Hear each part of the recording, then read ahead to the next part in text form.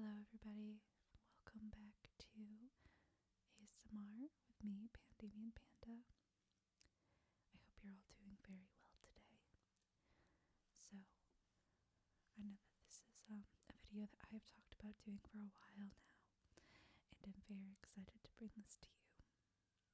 This ASMR video is going to be about some aspects of sexual education, and as you can probably see, I've got a couple of different videos playing for you right now. So this is sort of a double feature. One video is called Luxuria Superbia. That is a game that I picked up on Steam, probably actually through Humble Bundle. And that video game, to basically sum up, is how to help this this person achieve orgasm by hitting buttons correctly and moving your mouse around, and it's very interesting, and I've played that before on this channel. I don't know if the video is still up or if I took it down when I decided to transition from gameplay to ASMR gameplay, so I am not sure. The other is a lot sillier, and that one is called Genital Jousting, a game that I found when I was watching Rooster Teeth play it.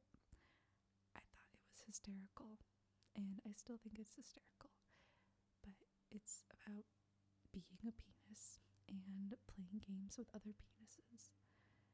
And one aspect that I think is particularly interesting is, in order to start the game with other people, you have to press up to consent. So that's pretty cool. Okay. So a couple of things to begin with. We are going to be talking about consent, certain aspects of it. We're not going to get too in depth today. We are also going to be talking about sex being different for everybody, in addition to taking care of your body and taking care of yourself through birth control and other contraceptive methods. I'd like to point out right now, I am not certified in any sort of medical field that pertains to sexual health. I have done trainings. I work in a store where I sell sex products, for lack of a better word. So I have a lot of knowledge in this area, but am not technically qualified to teach anybody. I don't go into schools. I don't go into other programs to teach this to people. But I am very interested in it, and I would like to one day, pursue that as either a career option or as a, sort of a backup option, like maybe have a major in something and a minor in this, when I go back to school, of course. So, let's get started. We're gonna start off with consent, which is usually an enthusiastic agreement to do something together. And that could be with another person, with a couple of people, whatever works for you. Basically, it is very important to ask for consent, because that's something that I think everybody needs in order to start something, usually sexual in this case. And it could be confusing interacting with other people, even if it's with a long-term partner and you're not sure, and maybe you're in the mood to have sex, but they aren't. But again, like, that's your partner for a long time. Usually that's okay. It's nice to ask for consent. So usually that does mean, sex.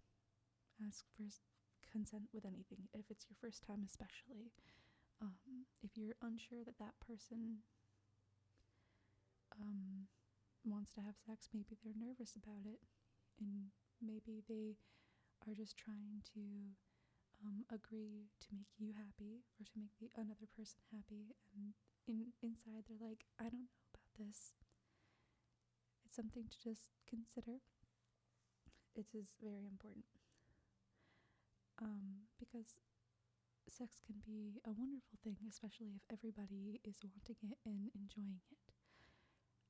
But no consent is given if they are intoxicated, if they seem unsure, if there is a lack of the word no,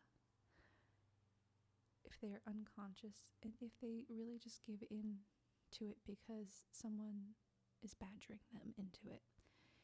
If they're saying, like, oh, I want it, I want it, I want it, I want you to have sex with me, why aren't you doing this, I want this from you, I want it now, can we do it now, can we do it now?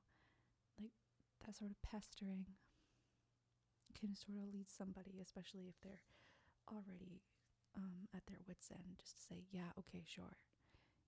But that's not really consent. That is giving in to the pestering.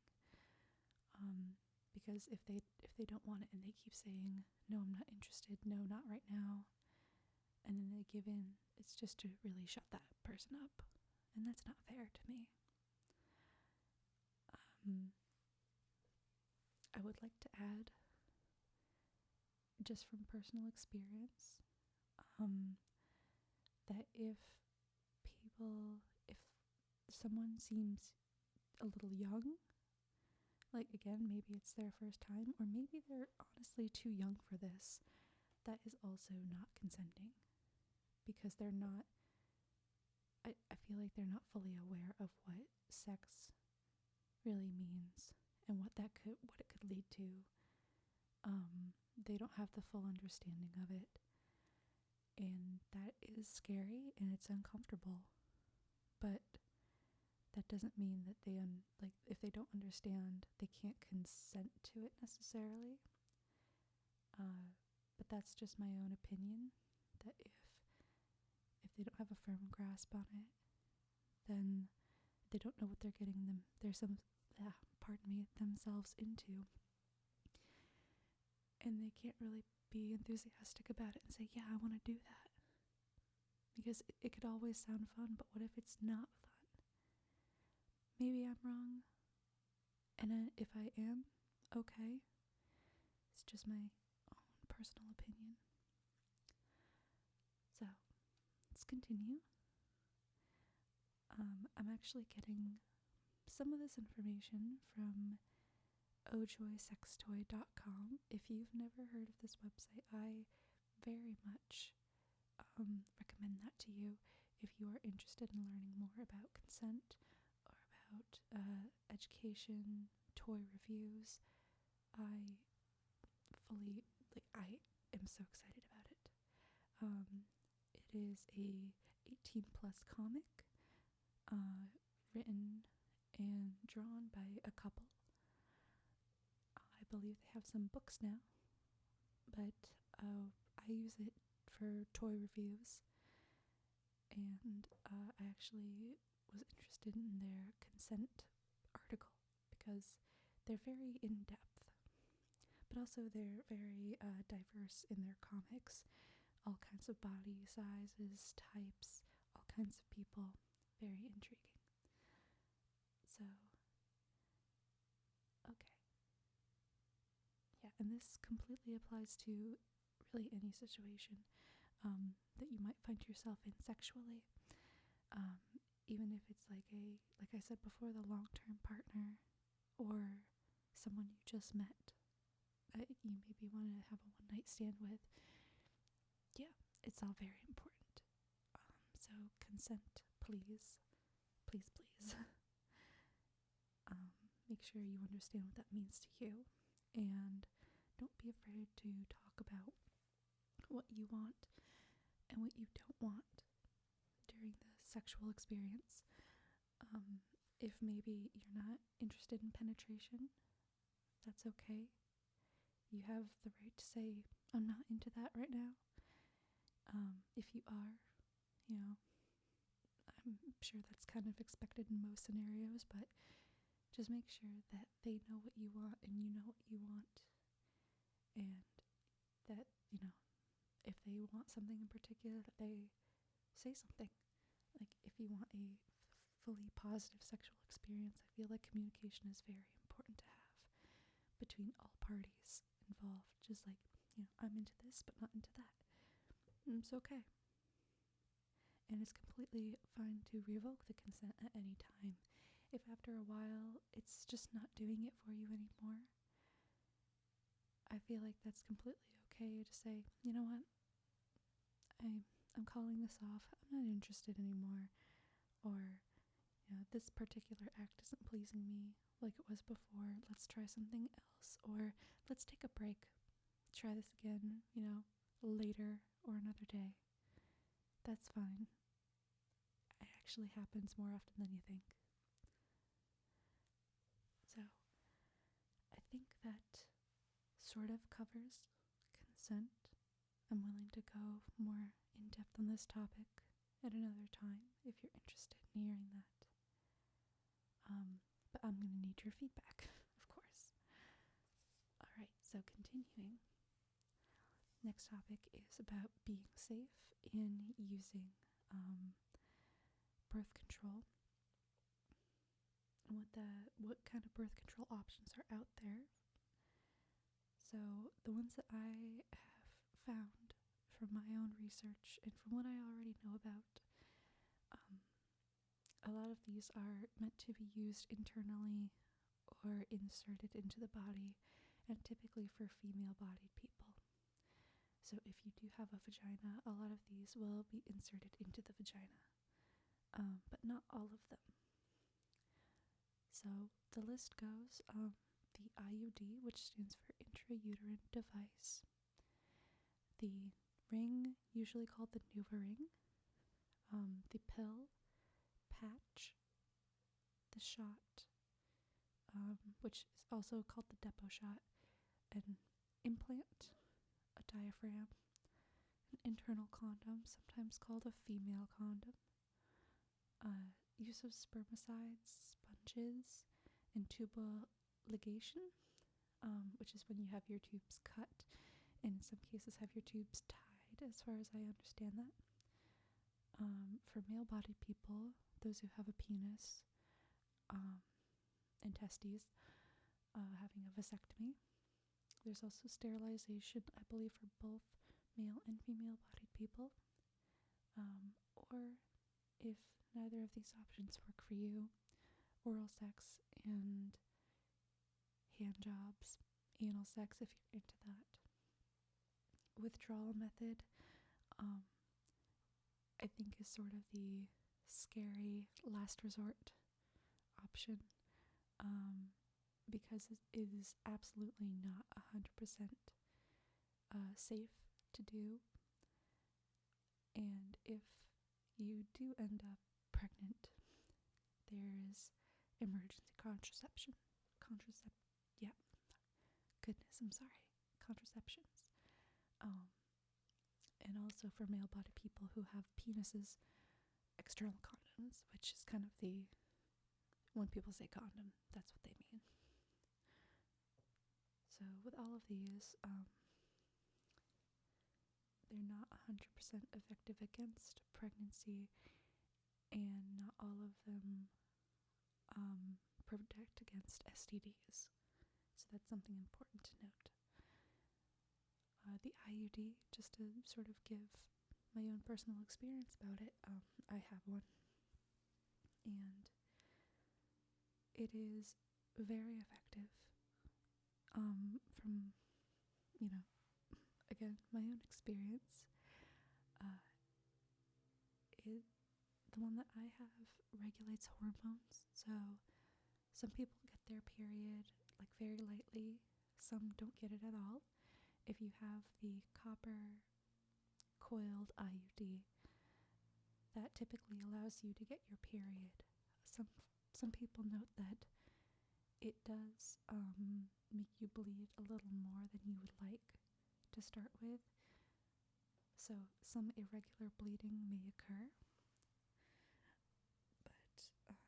basically what the IUD is it is a T-shaped sort of I think it's made out of silicone device, and it is inserted into the uterus. It can insertion can be quite painful actually, and depending on who you are, how well you can take pain, especially internal pain. It could make you feel nauseous, give you terrible cramps, and make you feel like you just don't want to do anything. That was my experience, at least. I didn't want to do anything, and I had work the whole day. So that's just a little bit about that.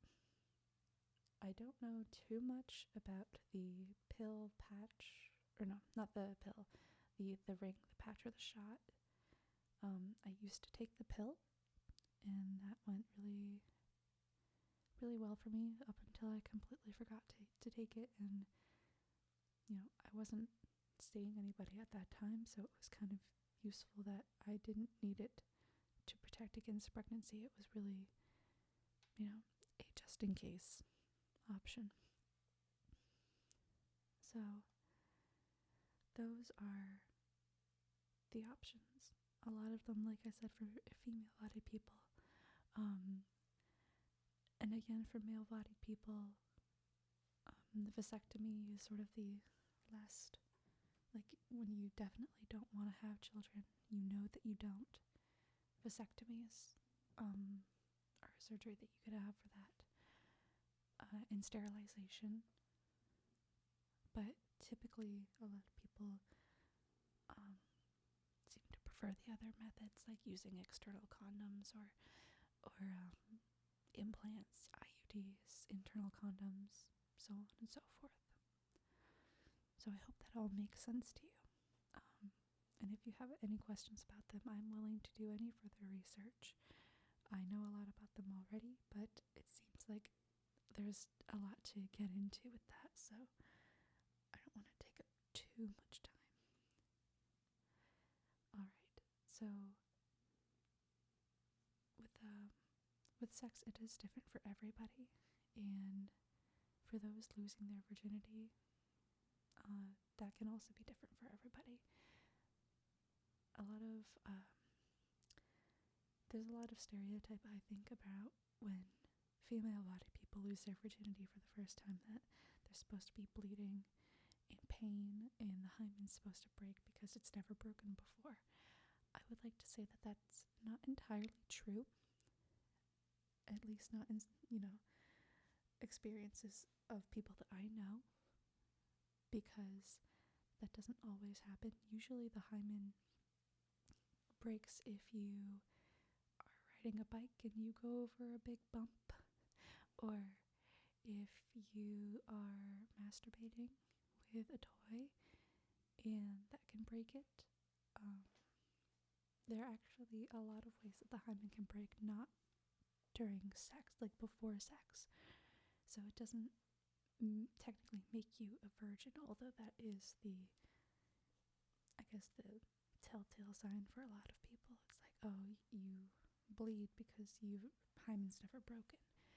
But every body is different, and it breaks in multiple ways. Sometimes it doesn't break up until sex, and that's okay.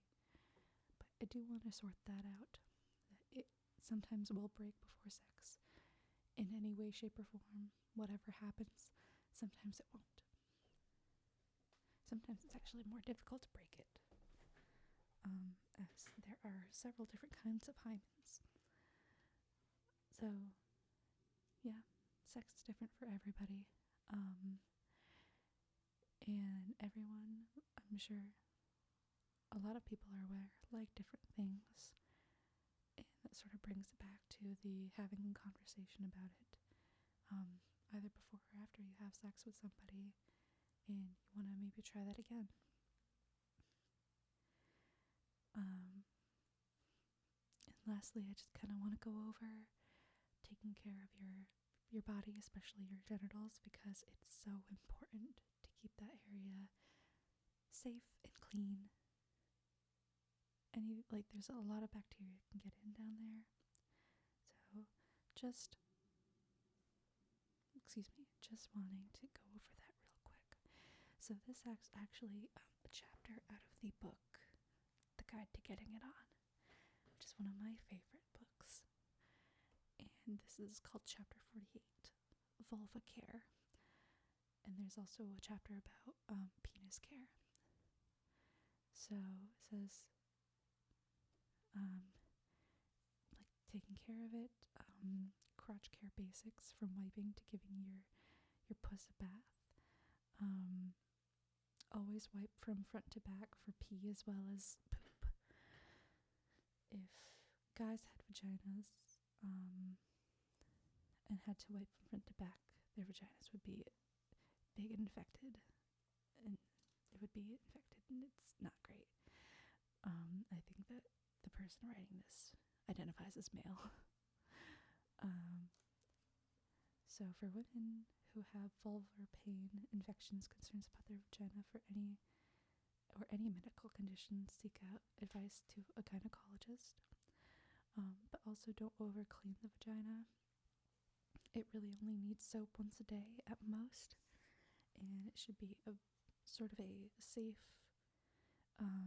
bar of soap, no extra scents or extra, chemicals in there, nothing that's going to be too deep cleaning.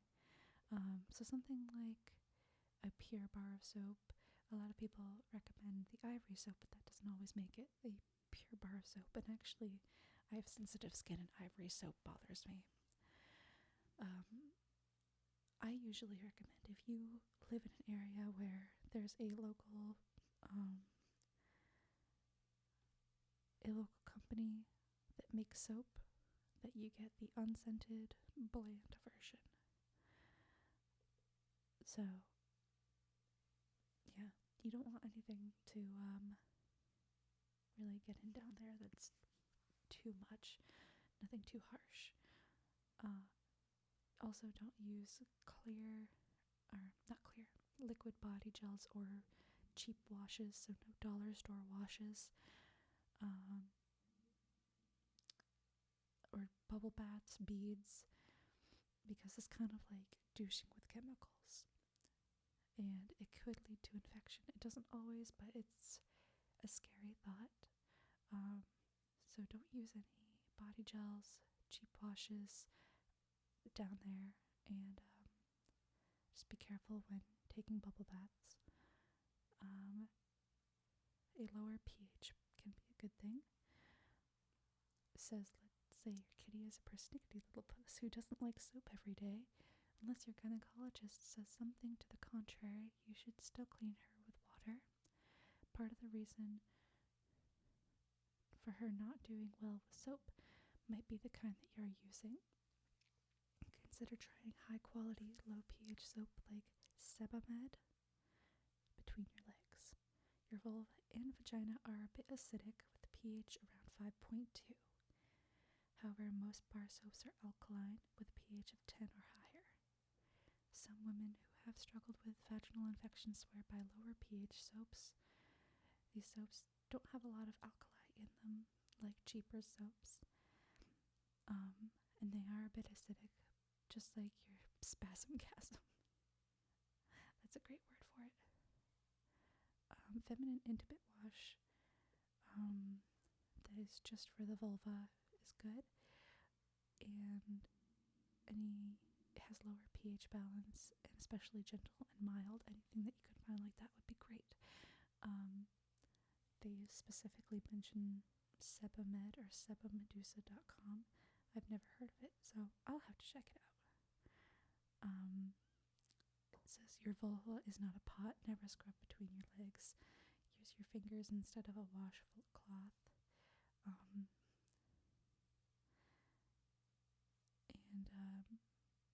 Yeah, just make sure you're being gentle down there. Don't scrub it too hard. So to help prevent clitoral hood adhesions or smegma, yes, it does say smegma, from forming where a man likes to lick, pull back your clitoral hood and separate your inner and outer lips while rinsing with water. Use your fingers, not a washcloth. Okay. Avoid shampoo, pat, don't rub. So when you're drying yourself, pat it down. Don't just, again, sort of scrub or rub it too harshly. Wipes, lotions, feminine sprays, douches, and perfumes. Says do not use baby wipes after peeing or pooping. Don't use powders, lotions, or perfume because they can be irritating. If nature intended your crotch be perfumed, they would have planted roses between your legs. Avoid feminine hygiene sprays, douches, and talcum powder, as the vagina is a naturally cleansing area, and douching is acceptable right after your period, or, hot sex is going to come that night, but typically you don't need to douche as often. So, I'm just going to go through this real quick.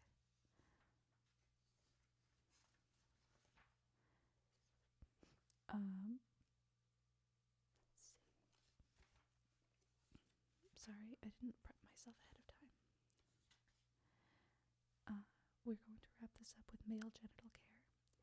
Just as wash your package every day. If you have a foreskin, pull it back and wash that as well. And if you are thankful about the really good deal men get in life, compare the length of this chapter with the length to the one that came before it, which is for female-bodied people. Dick maintenance is a breeze when compared to what a woman goes through. No periods, pads, tampons, no pregnancy, vaginal infections. Basically, just be thankful that you just have to wash that area. Yeah, that is honestly, it is one page about male genital care, male body genital care. So that basically wraps up this episode. It has been different for sure, very different, but I feel like it has been also very important and interesting. If you have any questions, again, you're welcome to ask me.